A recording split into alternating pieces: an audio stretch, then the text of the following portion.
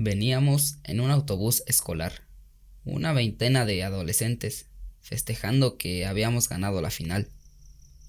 Logramos el campeonato de fútbol de un torneo que se celebró a las afueras de la ciudad. El autobús era un desorden total, entre cantos, bailes y muchas bebidas alcohólicas. Regresábamos a nuestras casas muy felices. Como llegamos a la final, nos quedamos hasta el último certamen y por lo tanto se nos hizo de noche. Veníamos en la carretera y estaba muy oscuro. Apenas se alcanzaba a distinguir la señalización. De pronto, el chofer se le olvidó dar vuelta en una desviación y tuvo que seguir sobre la pista. Entre él y el entrenador trataban de buscar un retorno para poder regresar. A 100 metros había otra desviación. Decidieron tomar ese atajo, aunque alrededor de ese camino solo se miraban pastizales y campos de maíz. Nosotros, como típicos adolescentes rebeldes, poco nos importaba y seguíamos haciendo desorden sin parar. El chofer y el entrenador se miraban preocupados. Analizaban que había sido un error tomar ese atajo. De pronto, el entrenador, con semblante preocupado, nos pidió silencio y calma. Atrás de nosotros se venían acercando a gran velocidad dos camionetas de lujo. Se nos vino a la mente que quizá eran sicarios o del crimen organizado cuidando su territorio. Cuando por fin nos alcanzaron, se emparejaron al chofer y bajaron sus ventanas para decirle algo. Después de unos segundos, donde aparentemente conversaban con el chofer, aceleraron al fondo y se adelantaron a gran velocidad. Los perdimos de vista, pero más adelante, unos 10 minutos después, al lado de la carretera, una inmensa llamarada de lumbre resplandecía haciéndonos voltear, y lo que vimos nos dejó conmocionados. Al lado de la carretera, en un campo de pastizal, había muchos hombres vestidos con túnicas de monjes medieval, cubiertos totalmente de pies a cabeza, y en medio de ellos, una inmensa llamarada en forma de círculo. Y lo más aterrador es que en sus manos cargaban lo que parecía ser extremidades humanas, es decir, brazos, piernas y manos, y el que parecía ser el líder cargaba una cabeza humana con la espina dorsal y la alzaba como haciendo una señal de tributo. Todos en el camión mirábamos impactados y en silencio total. Nadie comentaba nada. Enseguida, ellos se dieron cuenta que íbamos pasando y con lámparas empezaron a aluzarnos. El chofer siguió manejando sin parar, pero sin acelerarse, guardando la calma siempre. Todos volteábamos para atrás con miedo de que comenzaran a seguirnos. El trayecto se nos hizo eterno. Estábamos asustados e impactados. Nunca en nuestras vidas habíamos visto algo tan horrible. El camión era un silencio total. Solo se escuchaban pequeños murmullos. Después de unos minutos por fin dimos a la carretera y poco a poco sanaba nuestra angustia. Cuando por fin llegamos a nuestro destino, comenzamos a platicar de lo sucedido. El chofer comentó que cuando lo alcanzaron las camionetas, eran hombres totalmente cubiertos del rostro, solo se miraban sus ojos y le pidieron que por nada del mundo se fuera a detener.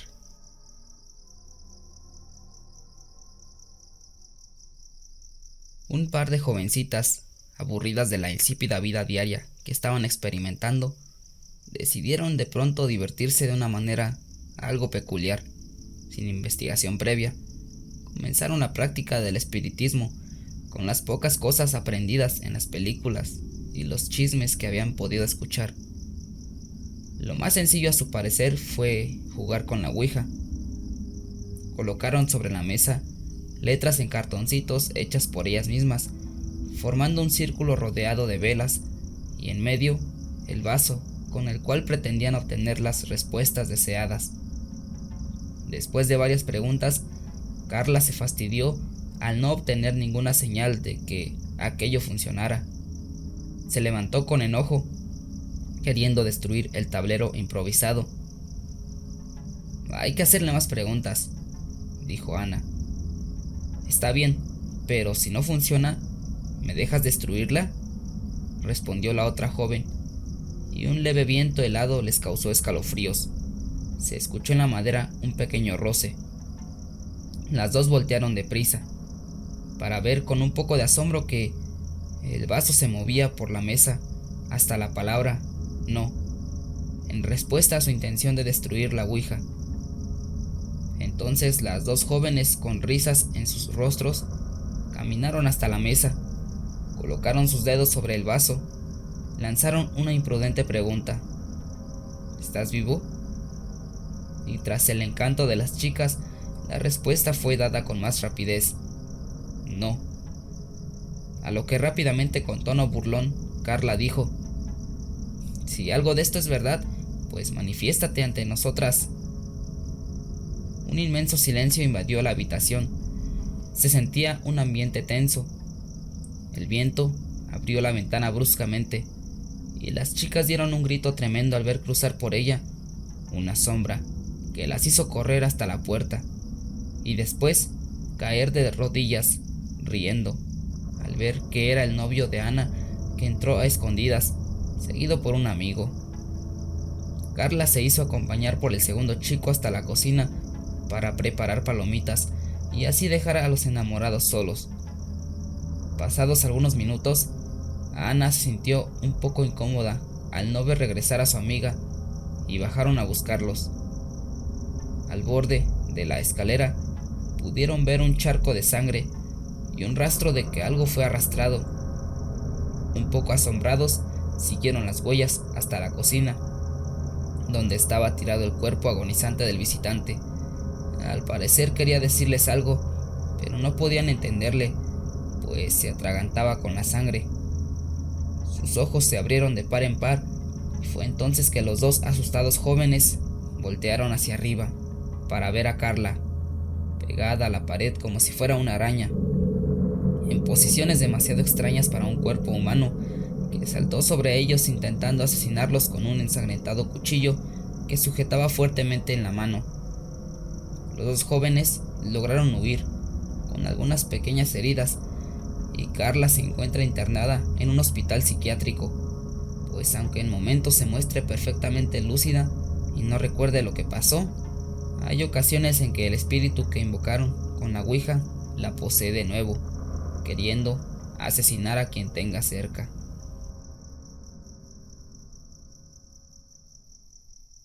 Les contaré una pequeña anécdota de mi infancia. Para aquellos que conozcan la Ciudad de México, entonces llamada Distrito Federal, hace aproximadamente unos 42 años, vivía con mi familia en la delegación Azcapotzalco, en la colonia Cosmopolita, calle Shetland, número 397 o 347, en una vecindad de 4 pisos. Les doy este contexto para que de algún modo se ubiquen. Vivíamos en el tercer piso y la ventana de mi cuarto daba al patio. Esa vecindad tenía el detalle de que se había acabado de construir con algunos materiales sacados de otros edificios que se derrumbaron en el sismo del 85. Durante varias ocasiones se vieron fenómenos paranormales en este lugar. El primero que recuerdo es que, estando acostado en la cama, tendría yo unos 5 o 4 años aproximadamente, compartía cuarto con mi hermano mayor de nombre Gerardo. Resulta que de imprevisto sentí el jalón de mis piernas y desperté de súbito, alcanzando a ver mis propios pies caer aún. Lo siguiente que recuerdo con toda claridad es que detrás de la puerta de madera escuché un gruñido grave, continuo, como de un perro grande, muy grande. Yo, asustado sin comprender lo que pasaba, dado la edad, me levanté un poco en la cama, en postura casi sentado, y comprobando que la puerta tenía pasador puesto, empecé a respirar con más suavidad, porque para ese momento estaba tembloroso y hasta sudando frío, escuchando ese gruñido. En un afán de sentirme valiente, hablé, aunque la voz que me salió fue suave, quedita, porque la verdad no quería enfrentarme a eso que gruñía.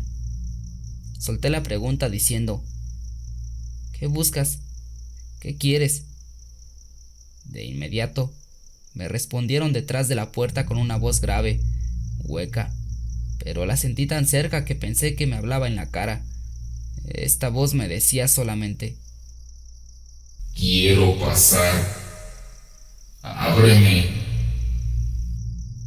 Y por supuesto que no le abrí, porque el alma se me congeló del terror. Así permanecí durante horas esperando la luz del amanecer.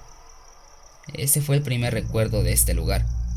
Y por supuesto que no sería el último, ya que hasta los 14 años tendría sucesos paranormales en ese lugar. Pero el primero fue el más fuerte, o quizá porque fue el comienzo que me impactó más.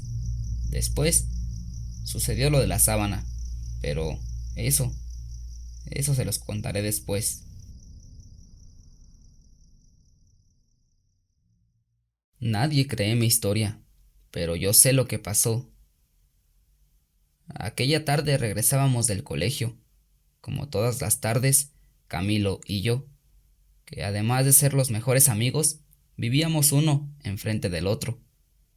Para llegar a nuestras casas debíamos atravesar un bosque, el cual estaba un poco abandonado, ya que en el pueblo donde vivimos rara vez invierten dinero en esas cosas.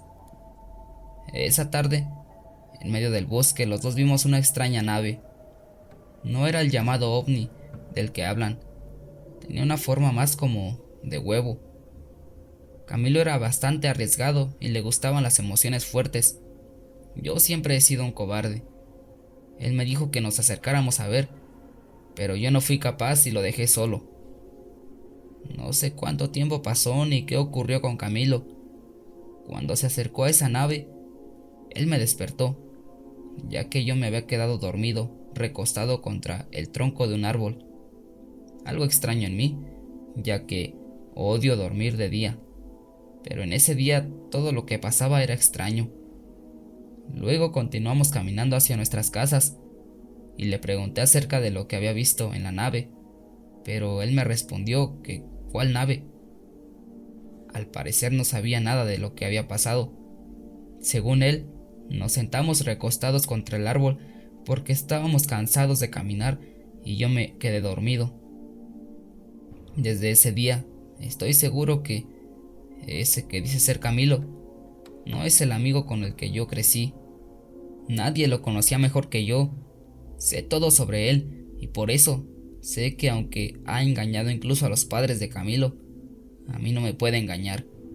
Ese no es mi amigo. Hasta cuando le pregunto sobre cosas que hacíamos juntos y sobre las chicas que nos gustaban, ese o eso responde incoherencias. Estoy muy triste. Necesito saber dónde está mi amigo y que el mundo se dé cuenta que algo o alguien está usurpando su lugar.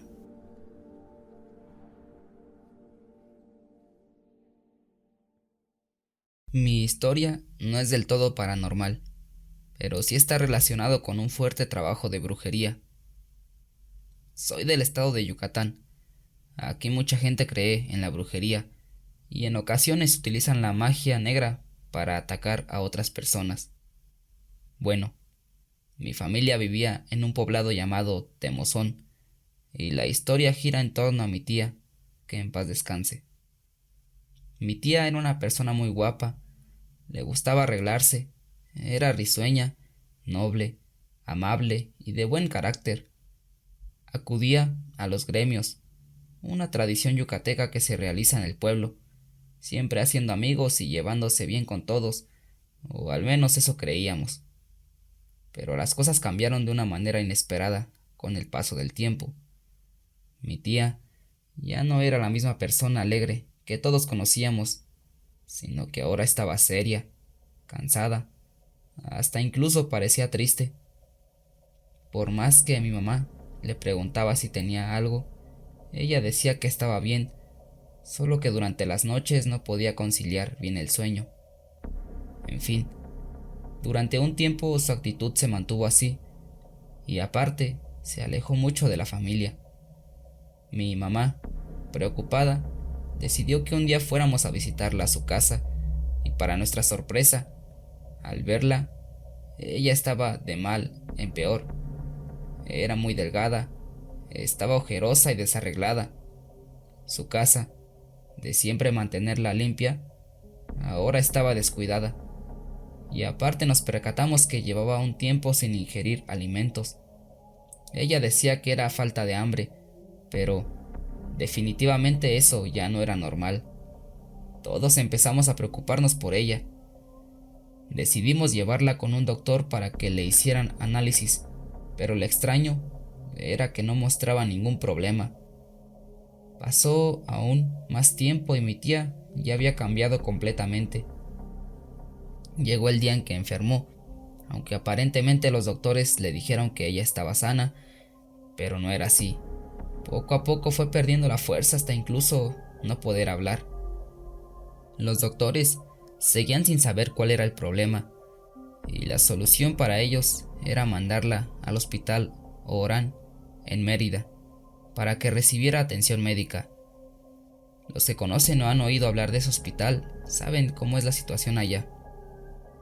Mi mamá y demás tías estaban muy preocupadas por su hermana, tanto que decidieron buscar otra alternativa, la magia. Fueron a visitar a una señora que hace brujería. Le contaron y ella les recomendó unas hierbas y brebajes para cuando fueran al hospital a visitar a mi tía, se las dieran a beber. Desafortunadamente esto no la hizo mejorar. Al contrario, mi mamá y tías se dieron cuenta que la salud de mi tía estaba empeorando drásticamente. Decidieron ir con otra señora, una espiritista de Valladolid, que realmente era muy caro atenderte con ella. Le contaron la situación y hasta los menjurjes que la bruja anterior les había recomendado. La espiritista comenzó a leer las cartas, mientras mi mamá seguía explicándole, y dijo que cuando te hacen brujería se va haciendo por etapas, y mi tía ya estaba en la etapa de velación, donde ya no quedaba más por hacer. Les dijo que la bruja anterior, con la que habían acudido por primera vez, era quien le estaba haciendo la maldad a mi tía, y por esa razón no mejoraba su salud. Obviamente, mi mamá y tías se sorprendieron. No sabían por qué la bruja quería hacerle daño a mi tía si ni siquiera la conocía. Pero la espiritista les explicó que al parecer una persona muy allegada a la familia de mi tía había ido con ella para hacerle magia negra. Resulta que en una ocasión mi tía y su cuñada pelearon horriblemente.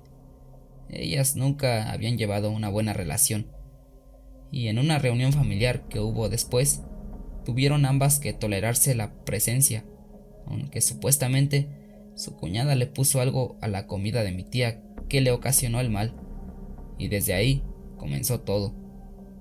La espiritista dijo que no podía hacer nada, que si hubieran ido con ella desde el principio, hubiera más esperanza de poder salvar a mi tía.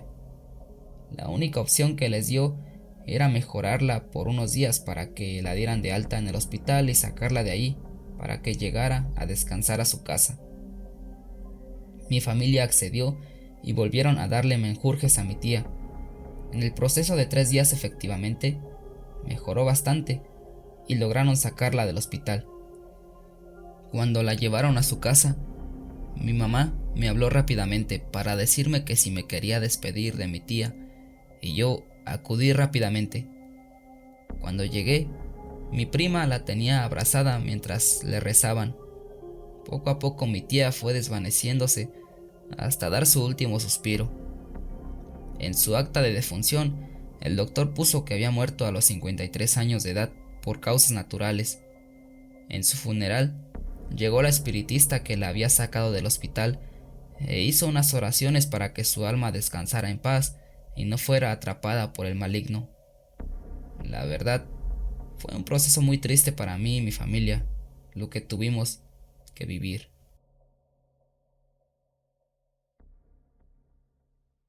Y es así como llegamos al final de este video. Espero que les hayan gustado las historias y si fue así, no olviden dejar su like y compartir el video con amigos, familiares. Y también si no te quieres perder ninguno de los videos que vaya subiendo, te puedes suscribir al canal para así seguir creciendo en este proyecto. Y sin más que decir, nos escuchamos en la próxima.